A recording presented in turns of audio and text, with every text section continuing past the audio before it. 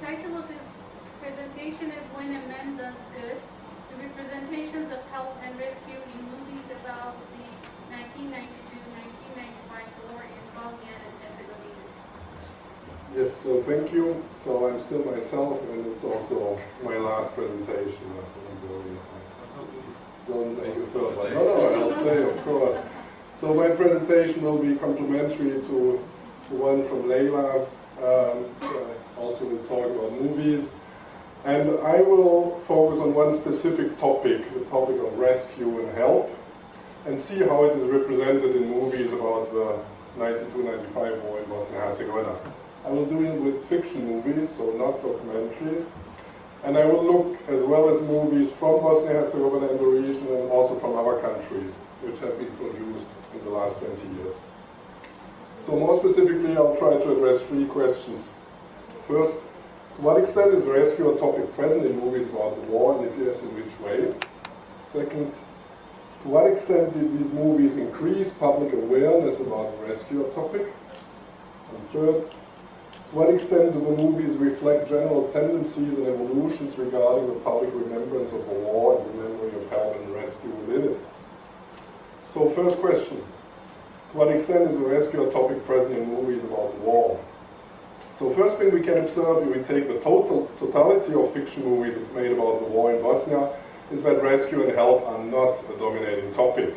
We could even state that, in the contrary, it is the absence of rescue which is striking when we look at films on the war. Best example for this is the internationally most known and most successful movie about the war, No Man's Land, from Stanović, which emphasizes the absurdity and the drama of the war by showing Bosniak and the Serb who are shooting at each other and basically killing each other. Now, the question of rescue is not absent in No Man's Land, as we have the United Nations who are arriving on the spot and who are supposed to rescue one soldier who is laying on a mine. But they fail to do so by what Stanović expresses the whole failure of the international community during the war. And even worse, they fake a rescue, if you remember, as at the end they pretend for the media that they have saved the soldier, while in reality the soldier continues to lay on the mine, totally abandoned, what is also the final picture of the movie. The absence or impossibility of rescue or the lack of will to help and rescue can also be seen in other movies, like for example in the movie Shot Through the Heart. The story of two best friends, a Serb and a Muslim, who become snipers on each side of the besieged Sarajevo. Each of them offers at one moment to the other the opportunity to escape, but both times they refuse, and it ends tragically when finally one kills the other. So, first observation, many movies about the war in Bosnia are focusing on other topics, to make it simple, more on mutual killing than on helping or rescuing. Now, even if the majority of the movies about the war in Bosnia, the topic of rescue and help is not present or shown as something impossible or irrelevant, we have nevertheless a certain number of movies which deal with that topic, or in a marginal way, or in a central way. By looking at these movies, I have distinguished four different aspects that they emphasize. So first aspect is the rescue of endangered civilians by international actors during the war. So these are movies which are giving a different message from the film of Stanović. They show how individual international persons try to help and also sometimes succeed to do so. One example is Welcome to Sarajevo, where one of the journalists decides that he cannot be a bystander anymore and brings the girl Emira out of besieged Sarajevo and to his home in England. Another example is Warriors, where some British UN soldiers try to save civilians against the orders of their superiors. They fail twice, but at least succeed once when they evacuate Muslim refugees from a neighborhood before Bosnian Serb forces take control of it. Another interesting example is the film Savior, where an American mercenary who is fighting on the side of the Bosnian Serbs finally decides to protect the Serb mother and her baby, who are threatened by their own family, and then finally saves the baby during a massacre paraded by Croat nationalists. Now, what is interesting, these are all international productions showing international actors who are saving innocent Bosnian civilians. And the focus is on saving kids, the innocent of the innocent, and even if it's dramatic, the attempts of rescue are shown as partially successful. Now, these movies do not pretend that the international community wasn't passive. On the contrary, they show the passivity of the international community in general by insisting that it is some individuals who try to help. But in the same time, we can also see these movies as an attempt to save the honor of the international community by showing at least these courageous individuals, and we could see these movies as a sort of compensation to the failure of the international community to intervene and to help in its totality. Now, Welcome in Sarajevo and Savior end with a sort of happy end. The threatened kid is rescued and we don't know what happens then. Here I have to mention another film which starts its story when the others are ending. That's the movie War Child.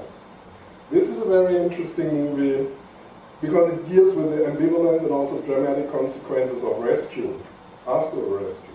It tells the story of a little child which was given away for adoption during the war and was adopted by a German family and therefore could escape the war. But then shows the impossible struggle of her mother later, who later tries to find her and to get her back. Now, besides the question of international rescue, the second aspect which we can find in movies is the topic of secret inter-ethnic rescue, where Serbs try to hide or secretly help Muslims or vice versa.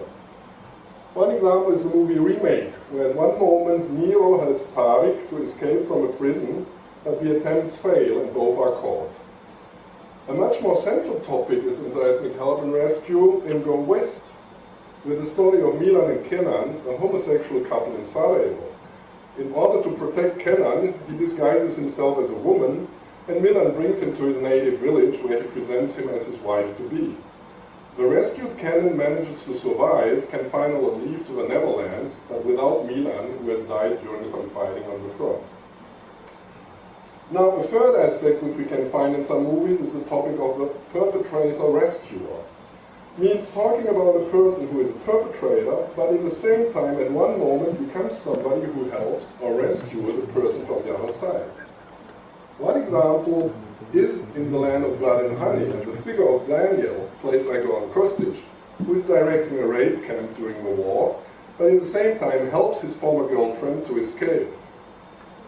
In the movie As If I'm Not There, which is also about raped women, we can find a similar character, played by Frejo Stukan, who is commanding a rape house, and who at one moment protects Samira, played by Natasha Petrovic, from other soldiers.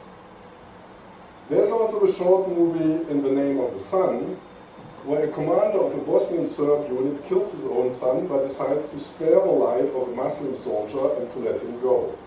This last movie is also interesting because its story doesn't end during the war, but deals very much with the consequences of this dramatic rescue, as it shows how both men meet each other several years after the war and how they deal with that situation. And finally, a fourth perspective we can find is the open, heroic rescue, tragic but with positive effects. This we can find with the film Krugovi Circles, based on the story of Srđan Aleksić, which shows how Marko, representing Srđan Aleksić, intervenes openly when his Muslim acquaintance Haris is beaten up by other Bosnian Serb soldiers, and where he manages to save Haris but is himself beaten to death. As in The Name of My Son, the film Krugovi is very much dealing with the question of the consequences of this tragic act of rescue, and the main question that the director wants to raise can be found in this phrase from the father 12 years later. There's just one thing bothering me, so says the father in a dialogue with a friend. Was it all for nothing? Alive just like that? You understand, when you throw a stone in water, something happens. Those circles appear and spread, and yet this. That is what I fear, that when a man does a good thing, it means nothing to other people. Actually, the film wants to illustrate that it was not for nothing, and even if it shows the tragic end of Marko, it also showed that this act had positive effects. As for the different persons involved in his act, 12 years later, something positive resulted out of it. So, to summarize, we have many films where rescue or helping is not a topic, and we have films where it is a topic and where we can distinguish four different perspectives. The question of individual help through international actors, the question of hidden inter-ethnic rescue, the question of perpetrator rescuers, and the topic of open heroic rescue, which ends tragically but has positive effects. Related to the war in Bosnia and Herzegovina, altogether these films show a wide range of perspectives on the topic rescue. Different aspects altogether are illustrating the complexity of the topic. Interestingly, we don't have until now a film made on the model of Schindler's List, with the focus on one individual heroic rescuer, which basically manages to save all those whom he wants to save and who also manages to save himself. So this kind of happy end film directors until now obviously didn't want to show concerning the war in Bosnia and Herzegovina. So the second question, to what extent did these movies raise a public awareness about the rescue topic? So it's a question of the public reception of these movies. So we know that films can have an impact concerning Bosnia. We know it from the film Grbavica, who attracted very much the fate on raped women, and also contributed to address the question of legislation of it. Concerning the rescue topic, we know how important it was on international level the film Schindler's List from Spielberg in 1993, which made worldwide known the person of Oskar Schindler and provoked also interest for other Schindlers, other rescuers in the world. Now, concerning the rescue topic in Bosnia and Herzegovina, I would say that in general, the movies until now did not really trigger a significant rise of interest concerning the rescue topic. Or because in general they are anyway not a central topic of the movies, or if they are, then other aspects of the movies have overshadowed this rescuer aspect in the public discussion. Two striking examples for that is Go West, where the topic of rescue was not the thing people focused on. It was a discussion about the homosexuality of the couple, which was the focus of the public discussion. And concerning the film of Angelina Jolie, it was so much caught in a polarizing controversy. It were in those who saw it as an anti-Serbian movie, those who saw it as a sacred historical testimony of Bosniak suffering, and those who simply saw it as a bad movie. There was nearly no chance for a differentiated perception and discussion of the movie, and especially about the character of Daniel as perpetrator-rescuer, which I definitely find a very interesting topic to talk about. So the only exception so far where a film triggered attention concerning the rescuer topic is Krugovi, and which made the story of Srđan Aleksić even more known on two levels. On international level, because the film toured through many international festivals and got very good critiques and several awards, and the story of Srđan Aleksić outside of the Balkans was basically not known before the movie. And also in Bosnia and Herzegovina and the region, where the story of Srđan Aleksić was already known. It's the public promotion of its memory started basically in 2007 with the documentary film Srđo, and was continued later with posthumous awards from civil society actors, state actors, street namings, etc. So, concerning the memory of Srđan Aleksić in the Balkans, especially Bosnia and Serbia, the film didn't start from nothing, but it nevertheless made his story even more known. And it's also interesting to see the interaction between the movie and different civil society initiatives which promote the memory of Srđan Aleksić. So, for example, Golubović, the director of Krugovi, publicly supported the initiative in Belgrade to name one street after Srđan Aleksić. And different civil society organizations have shown the film Krugovi in the framework of their own activities to promote the memory of Srđan Aleksić or other rescuers. And certainly the mainly positive reactions to the movie were certainly also a positive factor in the decision of the town of Belgrade to give the name of Srđan Aleksić to a street. In the same time, we should not oversee that the movie in the Balkans did not trigger only positive reaction, but also some rejection. One example is Trebinje war veterans, which reacted very negatively, which basically said that the movie is an anti-Serb movie because it shows soldiers of the Vojska Republika Srpska in a very bad light. And also it must say that the quantitative outreach remained quite limited. In Serbia, around 20,000 people went to the cinema to see the movie, which you may compare to the 800,000 people who went to see Lepo Selo, Lepo Gore, which are not really the same message. So last question, I will finish with that. To what extent do the movies reflect general tendencies and the evolutions regarding the public remembrance of the war and the memory of help and rescue within it? So as we have seen, rescue is not a dominant topic in the movies. And this reflects also a general tendency in the culture of remembrance concerning the war in Bosnia and Herzegovina. If we look at the culture of remembrance, this is dominated in general by focus on other topics. Own suffering, own civilian victims, own heroic defenders, or evil perpetrators from the other side. There is not a big space for rescuer stories, and in this, the film situation seems to reflect the general situation. In the same time, we know that there have been and that there are efforts to promote the memory of rescuers from individuals and civil society actors. There have been books published, like, for example, Good People in Evil Times by Svetlana Groth. Džemal Sokolović, who is here among us, is also very active in this field, and the film, which we'll see later, is also an example of that. The NGO Garivo is promoting the idea of the Garden of the Righteous, and the Post-Conflict Research Center is also realizing different activities in this field. And as I said, since 2007, the memory of Srđan Aleksić has become quite promoted in Bosnia and Herzegovina and Serbia. So these efforts are actually facing quite a lot of resistance, as they are usually contesting the existing division lines, but I would nevertheless say that they have been developing in the last years, and the quite successful promotion of Srđan Aleksić is the best illustration of that. In that sense, the fact that the film Krugovi was made very recently seems to illustrate and reflect the strengthening, even if the promotion of the rescuer memory remains something at the margins in general. It is also important to stretch that the civil society actors are insisting on one specific aspect of the rescue stories.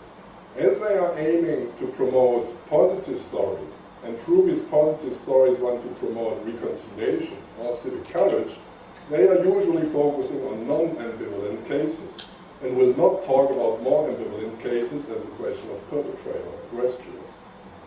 Actually, rescue is not an easy topic, also not for filmmakers, but that makes it also so interesting. Rescue is complex and ambivalent topic. First, because the rescue itself can be ambivalent and problematic, as we see, for example, with the perpetrator rescuers, also with the fate of the persons who are rescuing and were rescued. Secondly, because if you talk about rescue in times of war, you are facing the challenge to bring together two extremes. On the one hand, when you talk about help and rescue, it is about a positive act, even more if it succeeds. On the other hand, you talk about war, which is mainly about violence, suffering, killing, and death. So on what do you want to put the focus as a filmmaker?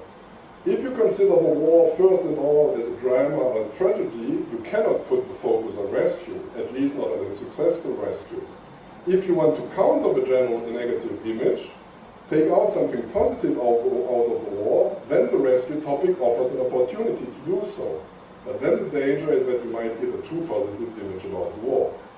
A last remark, it is difficult to predict if the figure of the rescuer will in the next years get a more prominent place in the culture of remembrance related to Bosnia and Herzegovina, which remains very much divided among political, social, and ethnic lines, and where the focus is mainly on our victims, our defenders, and their perpetrators.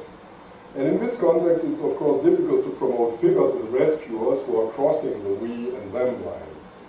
At the same time, let's not forget that in many post-war societies, it took a long time before the memory of rescuers emerged.